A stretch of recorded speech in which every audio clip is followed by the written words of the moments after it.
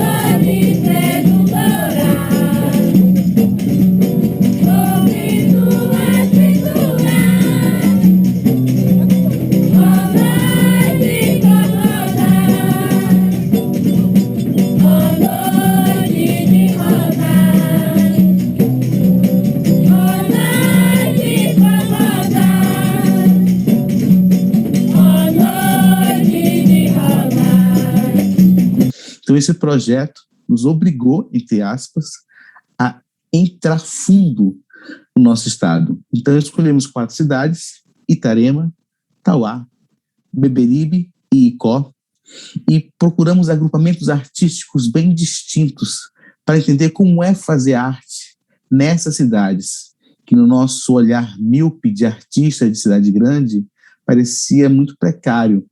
Mas, obviamente, nos surpreendemos bastante e vimos muita resistência, tanto dos grupos de teatro, como dos reisados, das dramistas e dos indígenas, que nós encontramos em cada cidade dessas. Eu comecei a brincar drama com 7 anos de idade.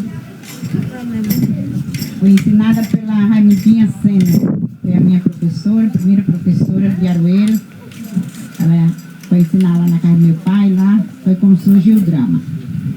Depois eu me casei, aí deixei de brincar drama, passou um tempo, depois a Wanda apareceu, aí ficou insistindo pra gente renovar os dramas, né? Então eu fiz o gosto dele.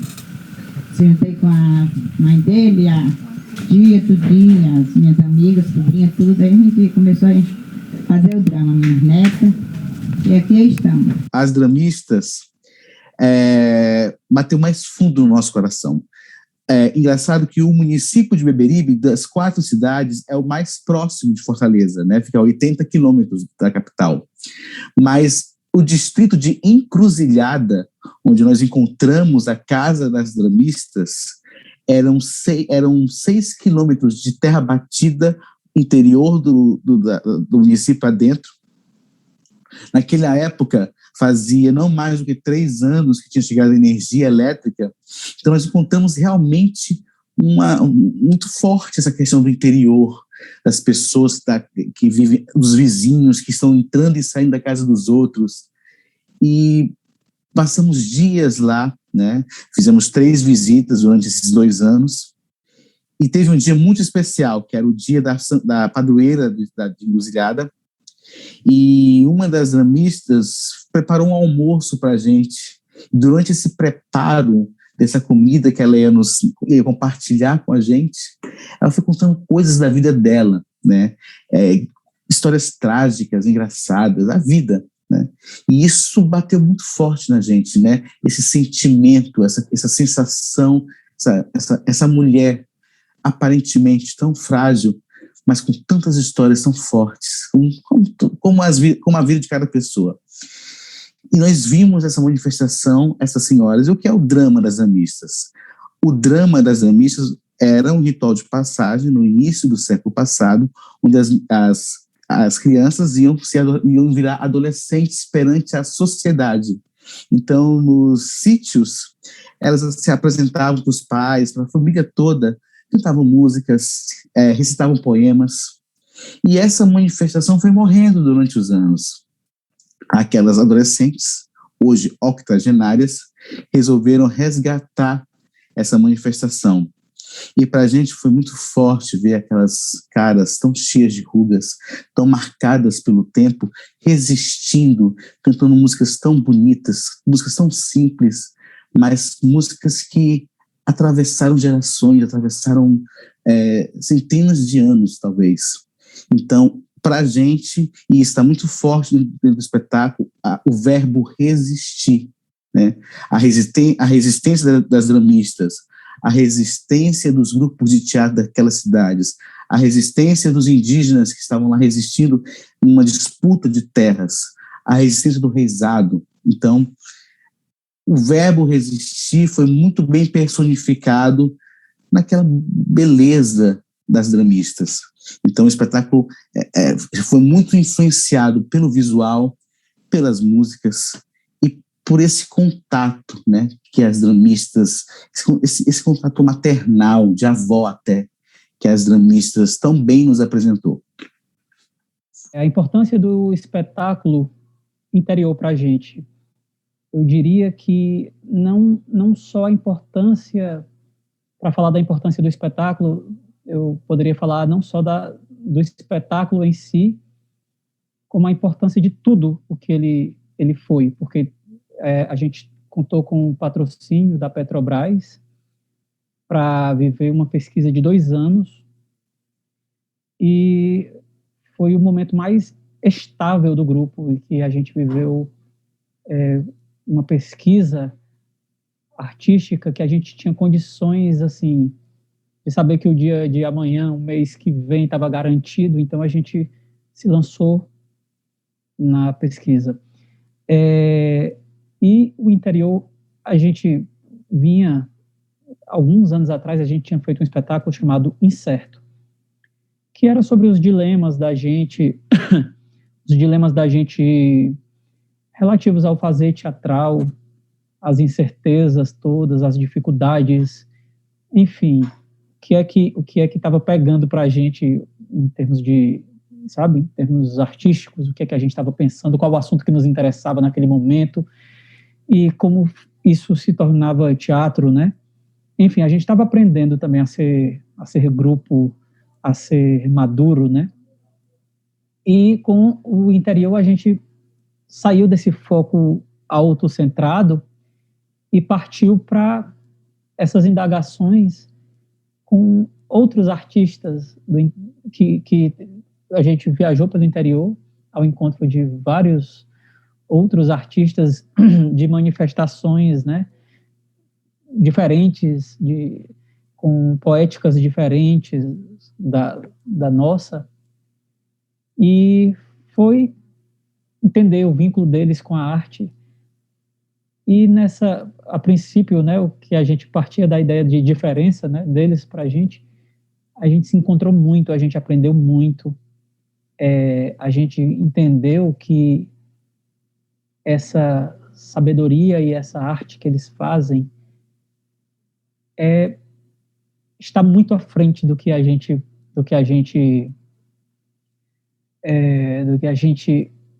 entende, sabe?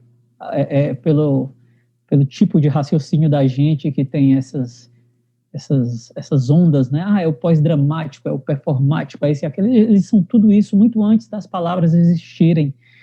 E a gente encontrou neles uma fonte de força vital para seguir adiante e uma lição de que eles nunca serão superados. Tanto que a gente não faz um espetáculo tentando imitá-los, porque a gente nunca vai chegar aos pés.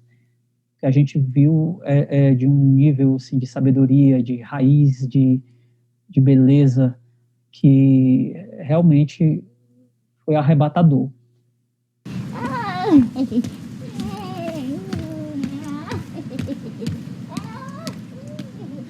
Interior, ele foi um espetáculo que ele foi gestado durante 2 anos. E em 2 anos de pesquisa, a gente tinha colhido um vasto material, humano, principalmente. Então, ficou quase que impossível a gente escolher um assunto para botar no palco.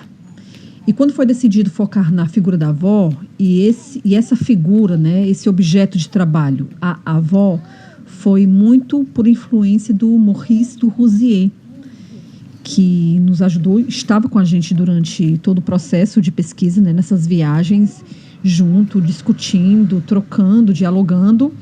E ele foi muito importante a condensar todo esses 2 anos de pesquisa em uma figura, que foi na figura da avó. Bem, decidido a figura, né, trabalhar a avó, partimos para o trabalho de construção física do personagem, propriamente dito. Então, Yuri Yamamoto trouxe vários estímulos visuais, físicos, sensoriais, para a gente chegar perto do que ele realmente queria. Só que nada conseguia traduzir o que ele queria. Então, eu propus ir para um outro viés, fazer um trabalho de mímese corpórea em um asilo aqui da cidade. Então, a gente passou uma tarde inteira no Lar Torres de Melo, observando velhinhas, vendo como elas se movem, como elas falam, como elas piscam, quais os sons que elas fazem, o timbre de voz. Então, foi um trabalho lindo e mágico durante uma tarde inteira. No dia seguinte, cada ator iria propor um corpo a partir do material colhido no asilo. Então, chegamos a um corpo, né, de uma velha. Então, o próximo passo foi o quê? Decodificar esse corpo. A postura, a velocidade, o andar, a respiração, o movimento, o ritmo. E eu fiquei à frente dessa decodificação, já que a velha que eu trouxe para o experimento foi a que o Yuri achou que seria a ideal para o espetáculo, né? Então, a gente começou esse trabalho, eu comecei a trabalhar com os outros atores, a decodificação de cada corpo, né? Cada um dentro da sua velha. Aí, o corpo da personagem foi definido, então faltava colocar a alma da personagem, juntar a forma e o conteúdo de 2 anos de pesquisa. Então, esse trabalho foi feito pela magnífica Georgette Fadel, que foi uma convidada a integrar o projeto, né? E estava junto com a gente nessa parte final da montagem. A parte final é a mais importante, né? E foi extremamente importante, pois foi o momento mais delicado de todo o processo. E foi rápido, né? Porque já estava lá, essa alma já estava enraizada na gente em 2 anos de pesquisa, né? Então, esse personagem ele foi gestado durante 2 anos e faltando apenas semanas para a estreia, ele finalmente nasceu. E com o personagem construído, com a alma da personagem construída, a gente foi fazendo o acabamento, né? O acabamento dentro da dramaturgia, porque a dramaturgia era muito dinâmica e o corpo criado para a personagem no espetáculo ela tinha um outro ritmo, um pouco mais lento, né? Então, essa carpintaria de aparar arestas da personagem criada foi feita em um espaço de 2 semanas, junto com a entrada da dramaturgia, né? Que o Rafael Martins estava escrevendo ainda durante esse processo. muitos de nós do grupo tivemos um vínculo muito forte com as avós. E aí a gente fez um espetáculo que é também uma maneira de homenageá-las. E, enfim, a homenagem a tudo que veio antes, a todos que vieram antes e que nunca serão ultrapassados, como diz o próprio espetáculo. Talvez seja o espetáculo mais afetivo do grupo, um dos espetáculos mais emocionantes e emocionados também. E a gente quis ser como pessoas do interior e como avós costumam ser, né? Fazer um encontro e tratar muito bem aquelas pessoas que foram nos ver. Mas enquanto esse calor não passa, a gente pode viver, né? Mesmo com esse calor, né? A gente não deixa de fazer nada, né, meu filho? Com desse calor, olha aqui, ninguém deixa de fazer nada, eu também não deixei de fazer, não. Olha aqui, ó, que eu trouxe pra vocês, olha. Olha que eu trouxe aqui pra vocês, ó. Vocês estão servidos? Vocês estão servidos? Não se assuste com a cara feia da véia, não, viu? Não se encabule, não, que eu fiz mesmo. Eu fiz mesmo foi pra vocês, né? Minha filha aí, você tá com cara de quem tá com fome, né? Você tá com cara de... Meu filho, dê um pedacinho ali pra ela, dê pra ela isso, minha filha. Minha filha fica encabulada não, viu? Não se encabule não, viu? A véia aqui é feia, mas as coisas da véia é tudo aciada, viu? A véia aqui é bem limpinha. E vocês aí, por favor, não vão ficando com fome, não vão ficando com vergonha não, viu? Eu fiz mesmo foi pra vocês. Teatro é encontro, né? E a gente quis fazer um encontro muito bonito, receber bem as pessoas, fazê-las voltar no tempo, contar suas histórias, que elas se sentissem muito bem naquele momento. E que a gente junto fizesse um mergulho muito honesto e que viessem histórias muito íntimas. Não é um espetáculo todo programado, ele se abre o tempo inteiro para histórias que vêm da plateia, do público, né? E talvez tenham sido os momentos, se não duvidar, os momentos mais bonitos que a gente viveu dentro do espetáculo, tenham sido com o interior. Muitas coisas emocionantes e inesquecíveis. Meu filho, você pode ler aqui pra mim, porque eu não sei ler não, mas eu não sou ignorante não, viu? Eu sei das coisas, viu? Leia aqui bem alto pra nós escutar, bem alto. Dona Maria Moreira, do Aracati. Uia, Dona Maria Moreira também, Maria. Cadê o neto ou a neta dela, hein? Ali. Aonde? Ali, essa menina bonita. Cadê a sua avó, Dona Maria Moreira? Rapaz, ela já faleceu Também? Ela foi com quantos anos, minha filha, você sabe? 89. Oh, mas foi bem novinha. Ei, vê, o que é que lá em cima tem de bom que essas velhas vão tudo cedo, hein, minha filha? Você conheceu sua avó, minha filha? Sim. O que é que você gostava mais assim dela? Que você lembrar assim, oh, mas isso é a cara da vovó. No geral tudo, mas mais assim, na hora de dormir, o carinho dela, porque eu morava com ela, né? Ela cantava alguma música pra você? Falava alguma coisa? Eu fazia cafuné. Só fazia cafuné, né? Minha filha, me diz aqui uma coisa. Você se lembra do cheiro da sua avó? Digo, Ela tinha cheiro de quê? cheiro de fazenda. Olha, porque, meu Deus, eu fiquei presa aqui. Tem aí uma fazenda? Não, tem fazenda não. Mas é porque eu me lembro que é tão bom cheirar a pelanca de vó, né, meu filho? Oi, quem nunca cheirou a pelanca de uma avó não sabe o que é coisa boa na vida, né? Ela sai assim do banho, assim, bem geladinha. Aí com aquelas pelancas aí você, ó, tá com cheiro na pelanca dela, né? Você cheirava as pelancas da sua avó? Muito. Aí quando você sente o cheiro da alfazema, você se lembra dela, né? Você tem saudade, né, da sua avó? Oh, meu Deus. É bom demais pelanca. É curioso, assim, porque quando a gente chega numa situação de falar sobre o processo e fala, né, que foi um processo colaborativo e tal, então vem à mente aquela coisa de fazer cenas, catalogar cenas e tal. Só que, na verdade, a gente foi um processo muito intuitivo de que a gente foi vivendo, quando a gente olhou e não sabia o que fazer com aquele monte de material, com aquele monte de coisa que a gente estava vivendo. E nem eu, nem Yuri, e a gente quis se lançar, né? De não partir de uma coisa prévia, que já está estabelecida, assim. E aí foi batendo desespero quando a gente foi chegando perto, e aí as atrizes, vez por outra, faziam exercício, né? A gente mesmo também fez um exercícios, por exemplo, no momento, cada um faz uma cena e enfim, com o que vem à mente, e aí acabou saindo cenas sobre nossas avós, aí, opa, as avós são uma coisa que paira em comum, a gente vai pegando assim, mas no grosso mesmo assim, a gente tinha um monte de exercícios, né, essas coisas de construção de cena que as atrizes vão propondo, a gente vai propondo, mas a gente não sabia o que fazer daquilo.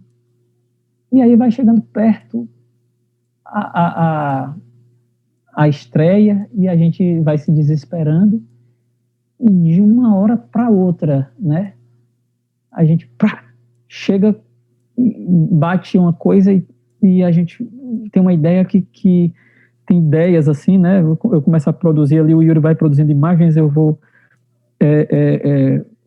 juntando ideias das cenas e vai saindo uma coisa que diz respeito a todo mundo, que diz respeito a tudo que a gente viveu e, enfim, uma coisa que a gente racionalmente tentou tanto, né, organizar, e aí eu só posso acreditar realmente que a criação tem uma instância inconsciente muito mais forte, que dá conta do que a gente não dá na razão. O interior tem muito disso, assim. Quando foi chegando perto, a gente se tocou, que já estava tudo pronto, só faltava a gente desabrochar, botar para fora, assim. E saiu com uma verdade muito grande. Por isso eu sou muito feliz, né, com esse espetáculo, porque ele é muito simples e no sentido de a gente não ficou, sabe, tentando elaborar uma coisa que não dizia respeito ao que a gente tinha vivido. É na pele, é no corpo todo, sabe? A experiência que a gente teve com aqueles artistas, com as dramistas, com os índios. Não era teorizando. Então é um colaborativo não muito teorizado. É um colaborativo no qual a instância mesmo do inconsciente, né, falou mais alto. Morri que eu morri, vai! Quando foi que tu me viu morrendo? Ô meu amor, pega aqui, pega, olha. Eu tô até quente, né? Diga pra ela aí que eu tô viva. Você, por um acaso, já viu uma defunta fazer bolo? Se eu for falar, por exemplo, da maneira como as cenas foram construídas, cada cena foi construída de um jeito, e não foi na sala de ensaio na hora de resolver as coisas que estava o principal, sabe? Minha relação com o Yuri é essa, assim. O Yuri propõe uma coisa, muitas vezes, e eu tô ali tentando fazer uma conexão do que ele está pedindo com os atores, né? Nessa coisa da assistência de direção. Eu adoro.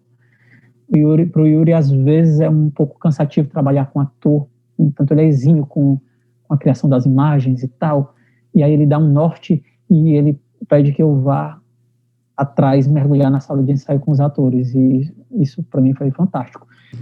Me veio muito, quando a gente estava já no processo de montagem e de criação da cenografia, me veio muito essa memória de cadeiras na calçada, né? De pessoas que no final da tarde colocavam as cadeiras nas calçadas e ficavam ali conversando, isso até altas horas da noite, do final da tarde, para pegar um vento, até, sei lá, certas horas, sei lá.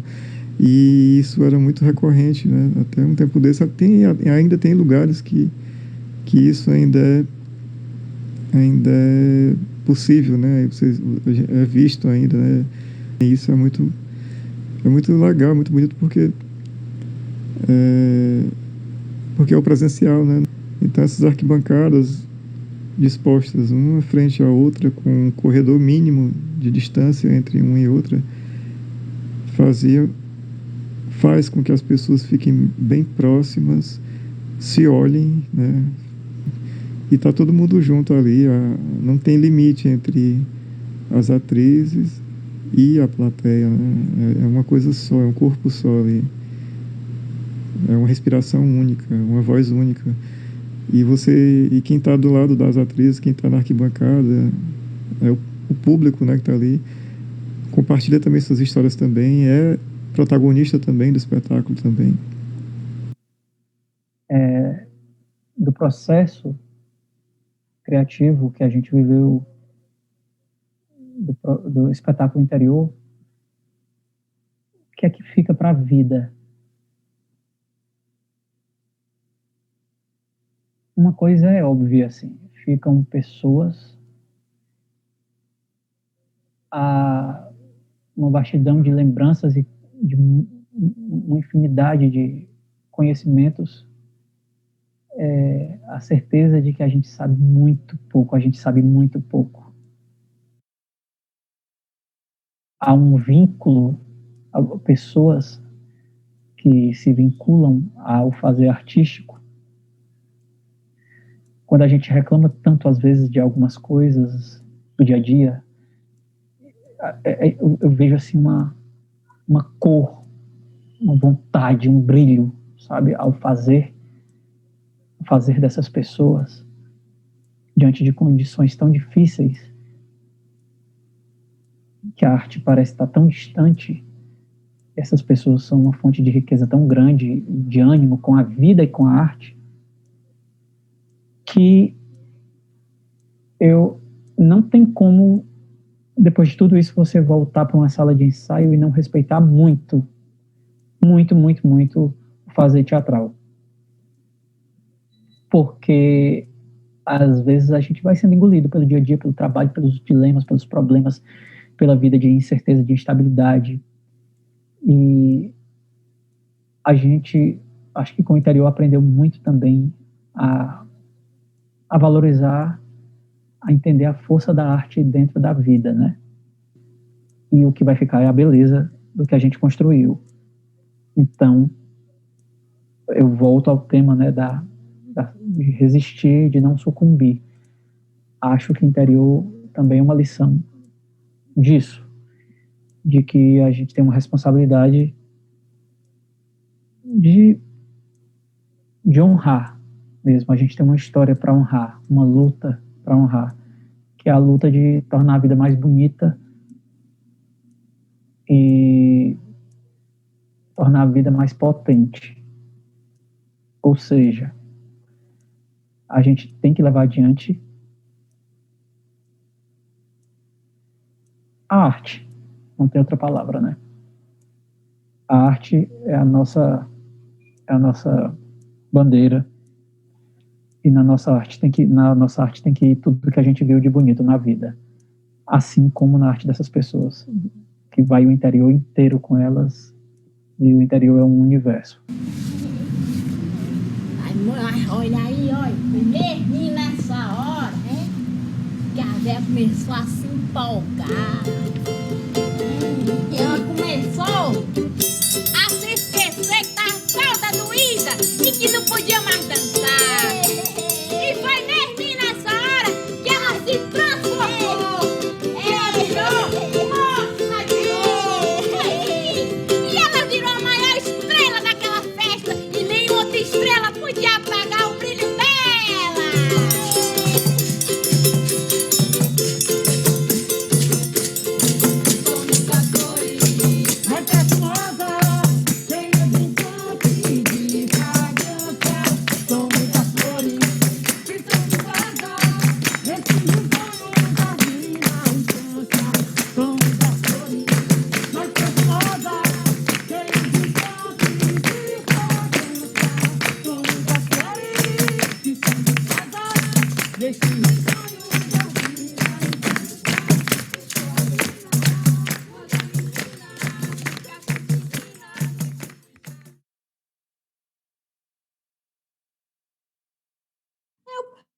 cantar aqui uma música aqui para homenagear essas mulheres, né? Essas coisas bonitas da vida da gente. Oh, meu Deus do céu, que eu tô quebrando é tudo hoje. Eita. Oh, meu Deus. Oh, meu Deus. Oh, que daqui a 50 anos, né? Como é que a gente vai estar, hein? Eita. Será que eu vou estar aqui? Olá, bichinha. Eu nunca vi tal paixão pela dança.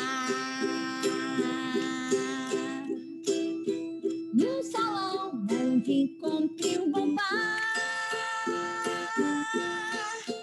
Nem respiro e nem fado e nem canso. A dançar, a dançar, a dançar. Nem respiro e nem fado e nem canso.